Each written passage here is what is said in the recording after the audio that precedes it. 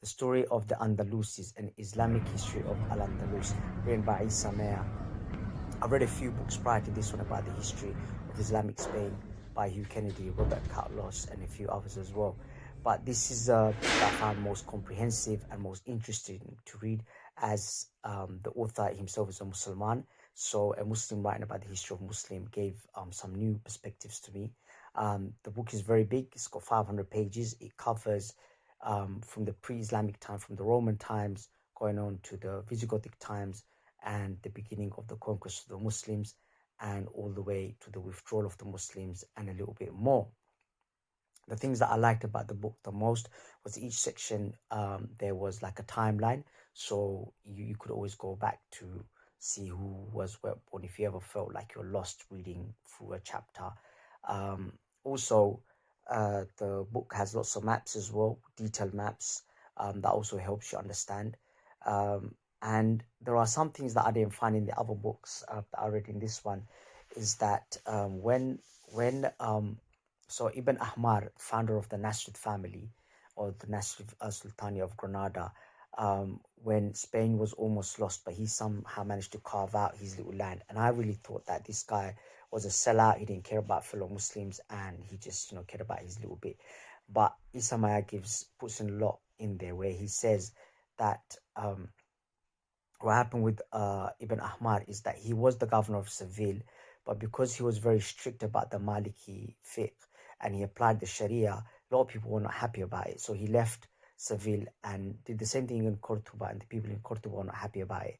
So he went to find his little place in Granada, and he started his dynasty from there. And what happened was, when the Catholics take over Cordoba first in Seville, only reason they leave him alone, and they force him to give some men to support the Catholics. And I don't kind of really blame him at the time, because he did want to help the Muslims, but the Muslims didn't want his help. They wanted to be their own people, just like today. They're very, very divided. But he managed to carve out his little emirat, which survived for another 250 years. And if you go to Granada now, you will see his legacy still remains. It was an amazing man. Another thing that Isamaya really draws on a lot about is about the importance of the Maliki fiqh, and the first and onwards as well. They were a huge fan of Imam Malik ibn Anas, and they made sure that this jurisprudence was established. Also, I learned that the Muwahhidun, who are kind of a heritage sect that come and take over, but the Maliki fiqh continues to rule everything. Another thing I learned in this book, that Salahuddin actually asked help from the Muwahhidun when Richard the Lionheart was about to lead another crusade, but the Muwahhidun didn't help Salahuddin because of their heretic ways, sadly. And Muwahhidun were the last to kind of rule under what today's Andalusia is, the remaining half of it.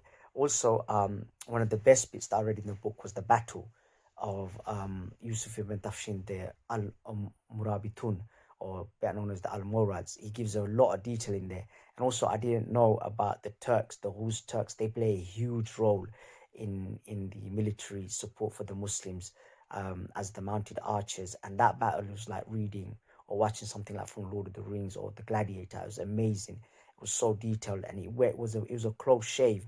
But Ibn Tafshin, he held out. And also, another thing I learned, that Ibn Tafshin actually consulted Imam Ghazali before he comes and unites the Muslims. But before he unites the Muslim, he has to fight a few of them, and he asks Imam Ghazali if that was right. And obviously, taking consent from him, he went ahead and he managed to save from the crusading approach.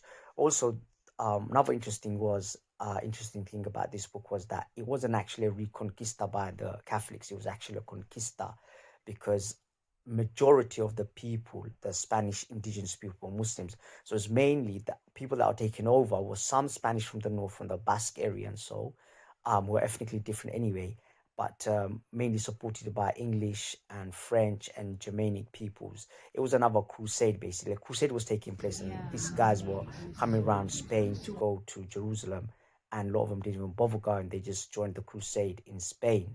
Also, a lot about the Vikings that came over. They become Muslims as well because they love the lifestyle. And Abdurrahman II does an amazing job defeating them initially. There's a lot of detail about that as well. So I really recommend this book. I think anyone would enjoy it. Another thing that really stood out that I didn't find in other books, that Isabella and Ferdinand, when they're about to take over Granada and Alhambra, Isabella, of all the things, she says that she's not going to take a bath until they take over Granada. I mean, I think to myself, like, of all the things, she gives up having a bath. And inshallah, I'll do another review on another book, how so unclean these people were, unhygienic, that, it starts off with her not taking a bath until they take over Granada. And when they eventually do take over Granada, sadly for the Muslims, I mean, maybe she did have a bath. However, later on, during the time of the Inquisition, they stopped Muslims from having baths on Fridays. They stopped Muslims from having wudu. They stopped, they were always watching Muslims if they're washing themselves, cleaning themselves. As anyone that knows, being a Muslim, the first thing you got to be is clean. You got to be parked, your clothes, your body, your area, wherever you're doing your namaz. Cleanliness is like the most important part of Islam. And sadly, these conquistors or conquistadors or whatever you want to call them, they were so against this cleanliness. Um, so yeah, that was quite fascinating that he actually mentions this in the book. Also, Bob Dylan, Abu Abdullah. There's a lot of detail about him, but there's another book that I've read about the last stand of the Moors. I'll do a more detailed review on this, but I recommend that you read the book and visit the place. It's amazing. Yeah.